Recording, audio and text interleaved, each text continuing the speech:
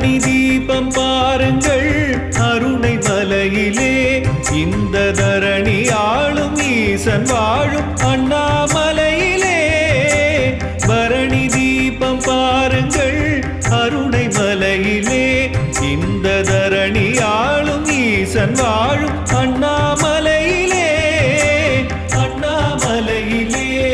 திரு அண்ணா